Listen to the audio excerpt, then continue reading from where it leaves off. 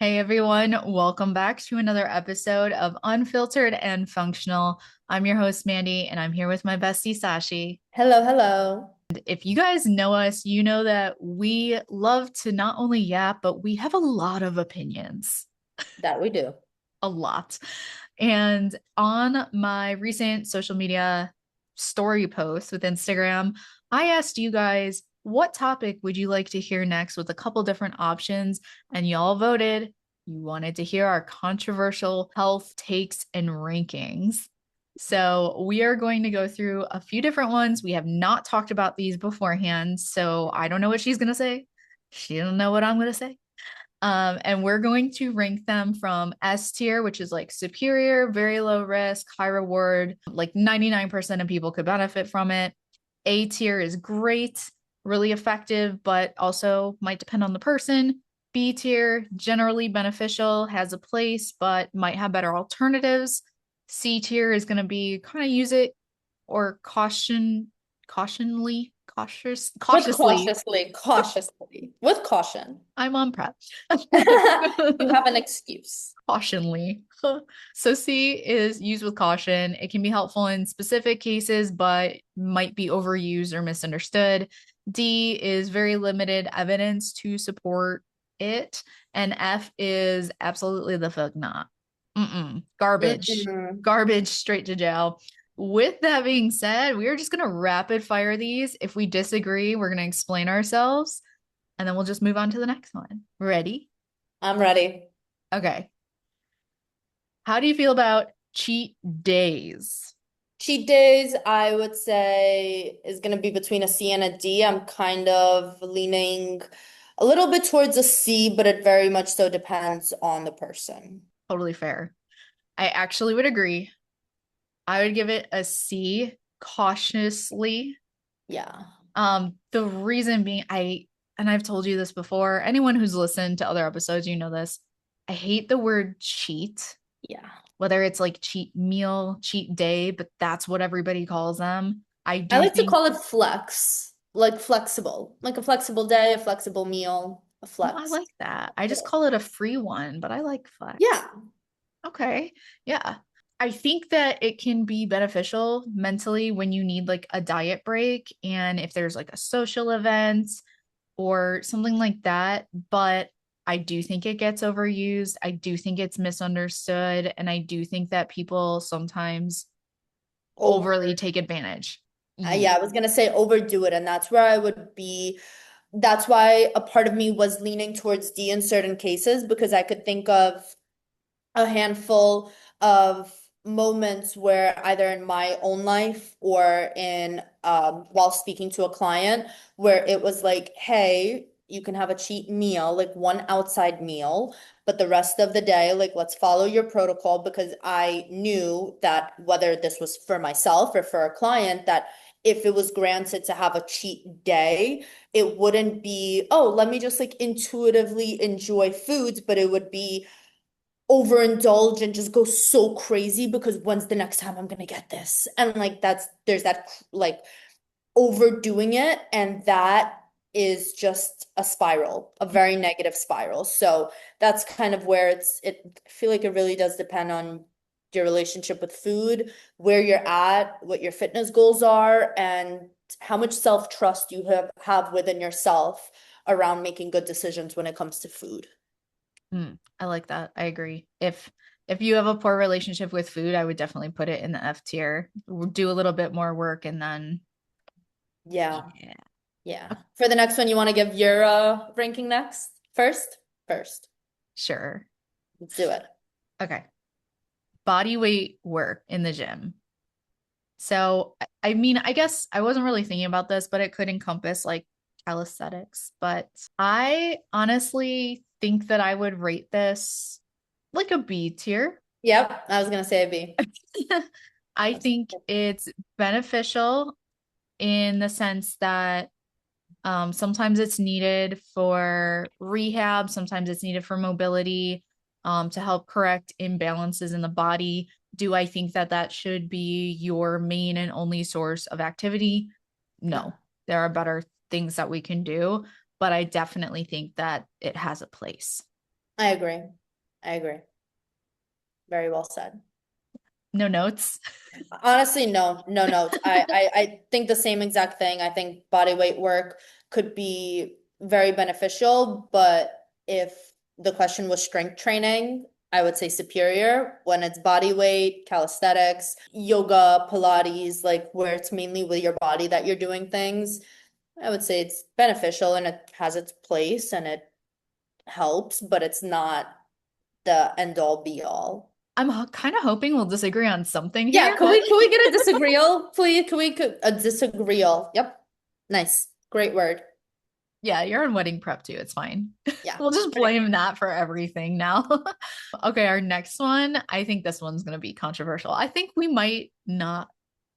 We'll see. We'll see. much. Okay, let's see. Peptides, which I mean, that's a very broad umbrella. That's a lot of different items that it encompasses. But peptides, how would you rate them? I would rate peptides, and I'm looking at our chart over here. I would rate peptides a C. I would rate them a C for the reason that I have used peptides before. I do believe that they can help in specific cases.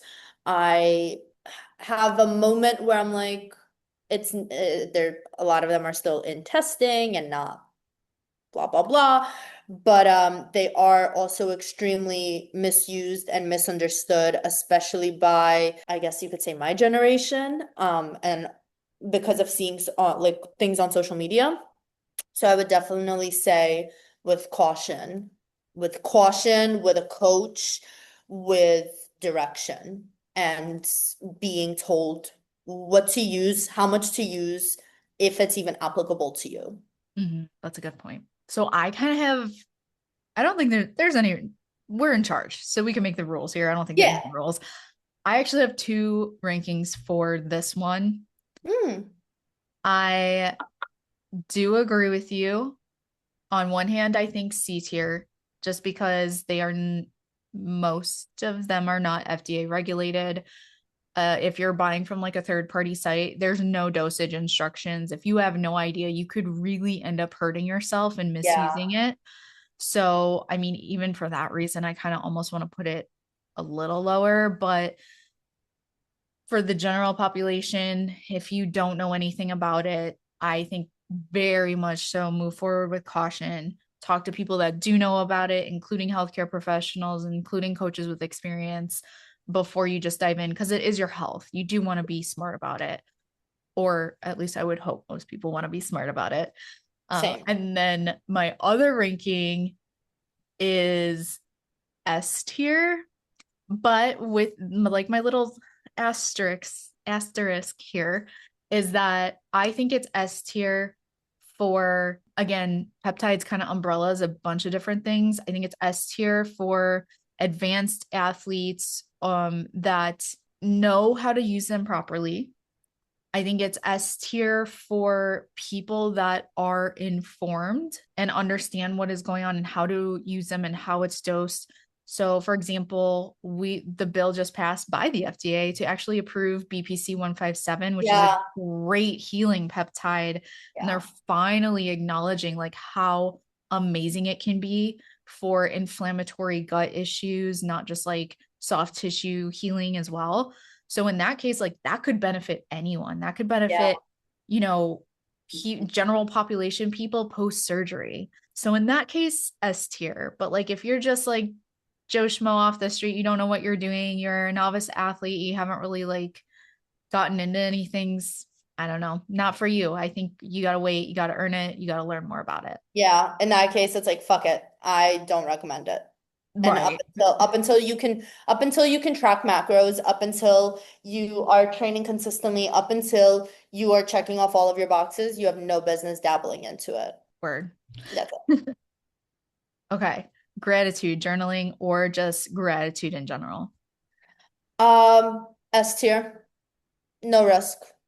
No risk with being grateful and reminding yourself of that and like priming your mind in that way. I don't think there's a risk at all. I think it's very high reward and I recommend it to everyone. No notes. Easy. S tier. I S mean, tier. we have science to back that expressing gratitude on a regular basis actually helps your brain create new neural pathways and help shift your mindset in a more positive direction. So I think everybody needs to be doing some form of gratitude expression. I agree. Okay. Birth control. F, F, F, F, F, F, F, F, F, F's all around. You cannot change my mind. I Wait, I don't should care. say hormonal birth control. Yeah. F. Yeah. Well, just It's because an there F. are other things that aren't. Yeah. I don't believe any good reason why someone should be on it. I would rank it D.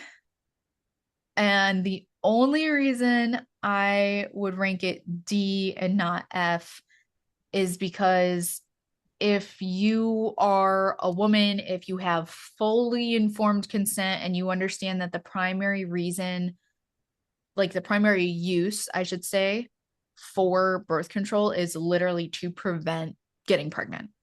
And if you But there's also understand, been so many cases where it doesn't even work. I mean, I agree, but I'm saying if you have that informed consent, you understand what the risks are, you understand what it's going to do to your body, you understand all of those things, and you still would prefer that versus another modality, and you know what it can do to you, then, like, okay, if you know and that's a risk you want to take, like, I don't agree with it from as a healthcare professional necessarily, but I do think it is good that there are options. So that's why I put it in D tier. Otherwise, forever, I would put it in F. I'd put it Yeah, in F. It just messes with our bodies way too much. I agree. Creatine. Okay, this one I want to say S, but there is a little bit of a risk if you're not drinking enough water. So that's kind of where I would put it at an A, where it's great, very effective, but it depends on the person or situation. Because if you're taking creatine 1 to 2 scoops a day and you don't even drink 60 ounces of water, it's you might see some of the bloating, you might see some of the inflammation, you might feel not or if you're taking creatine, which it is primarily to be used in tandem with training and building muscle and working out. So it's like if you're taking creatine and you're not drinking water and you also don't weight lift, it's like don't know if you absolutely need it. But I do think that it is a great supplement. Every single one of my clients is taking creatine or about to start taking creatine if they're a little bit newer to the gym. I see no downside if you check off your other boxes. Well, Nope. dang it. Dang it. I agree that it's I agree I with this one too. I do. I do. I put it in A tier because the majority of people can benefit from it. I also agree with you. You do have to be hydrated enough. The My reason for putting it in A and not saying that everybody should do it is because if you are somebody that has kidney issues, your body's probably going to have a hard time processing it. And that's probably Yeah, something you should not do. But there's also a bunch of scientific studies that back up that there is also neurological benefits to taking it and that it can help prevent dementia and Alzheimer's yeah. and stuff. So, like, I'm going to look jacked and have a protected brain. Sign I'm me here for it. Sign me up. Sign me Sign up. me up. Okay, next one we have is organic foods. I want to put this in S, but the risk being is that it's just because it's labeled organic doesn't always mean that it's like the best, absolute best option. Um, Depending on like the store and whatnot. And it's also a lot of the times a lot more expensive, which if you are, working with a coach and investing in that and then investing in a good gym membership and investing in this and investing in that, like I think I kind of want to put it in a mix, I guess, of S and A because there are certain foods like chicken, for example, like my meat and whatnot that I get organic. But then when it comes to something like my egg whites, I'm just buying the regular carton egg whites or my raspberries that I buy, my frozen raspberries. I just buy a bag of frozen raspberries. Like I don't really go as crazy about organic absolutely everything, but when it comes to picking the meat that we eat and like the protein sources, for the most part, I do try to get the cleaner, more organic options. I don't think it's an absolute make or break. I think if you're eating whole foods, you're already doing good.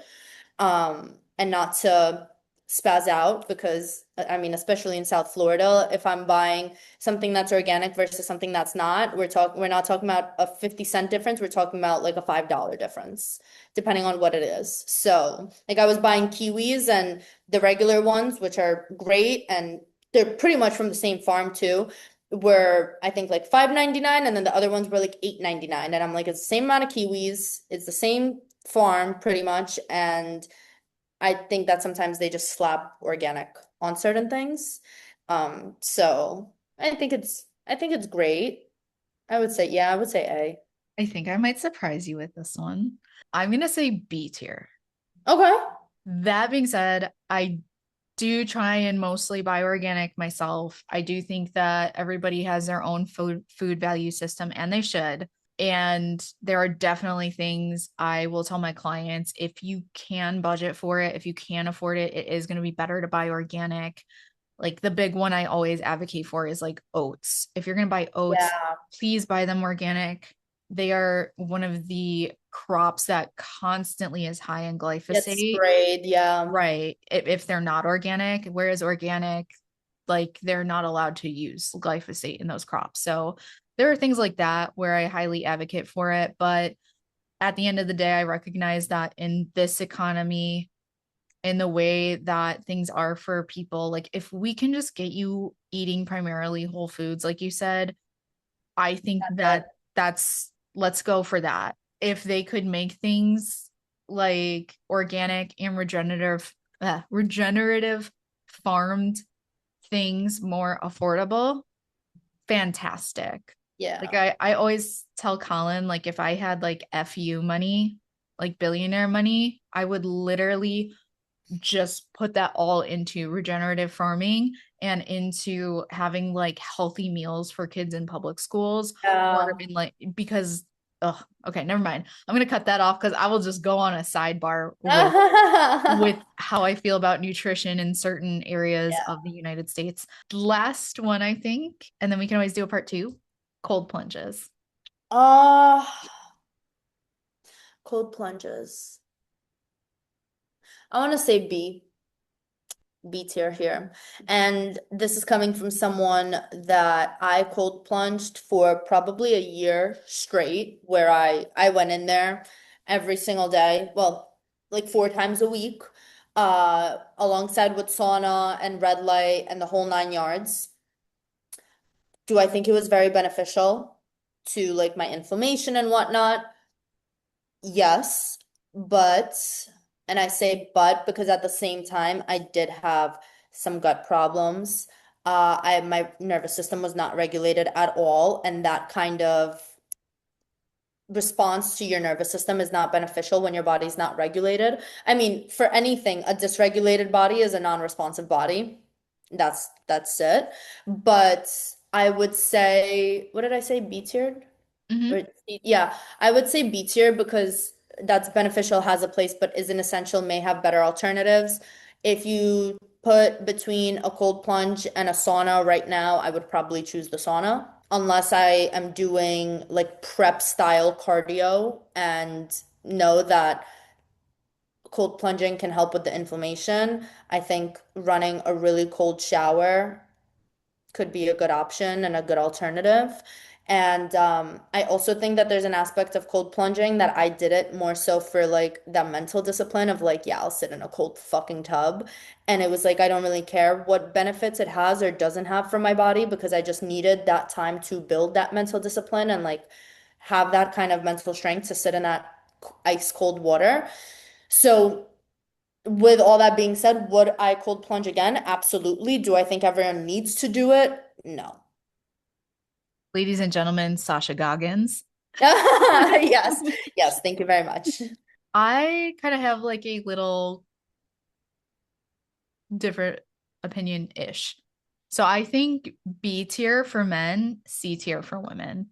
Okay. Fair. Um, just kind of, I mean, women's bodies, we're constantly cycling, our hormones are changing every throughout the entire month. They're also finding that, which I'm not surprised, we're a little bit more sensitive to the temperature. And they kind of say if you are a woman that is going to do a cold plunge to pick like the higher temperature ones that are like 40 or 50 degrees versus like the 32-degree Yeah. cold plunge. And I also think, like you mentioned too, if you have gut problems, F tier, do not cold plunge. Yeah. If your nervous system is dysregulated, if you're a man or a woman, F F tier, don't tier. do it. Don't do it. But if you're pretty healthy, guys, go for it, B tier. If you're healthy and you're a woman, I would still say C tier, kind of like take into consideration where are you in your cycle? Do you feel pretty good after you do it? Do you feel, just pay attention to the biofeedback. That's how Yeah. I get. Yeah. I agree with that. No, yeah, that's a really good response to that. Thank you for joining me on this Of episode. course. Thank you for having me. Of course, guys, if you enjoyed this and you do want to see or hear a part two, please comment below if you have other things that you want us to rank as well. Like, I want to rope you all in, drop them in the comments. If you are listening to this or watching it on YouTube, please give us a thumbs up. Please rate us 5 stars on Spotify if you think we deserved it, because it really, really helps us grow. And head on over to Sculpt Sessions with Sasha. Her episodes drop every Sunday, and we'll see you guys next Monday. Bye.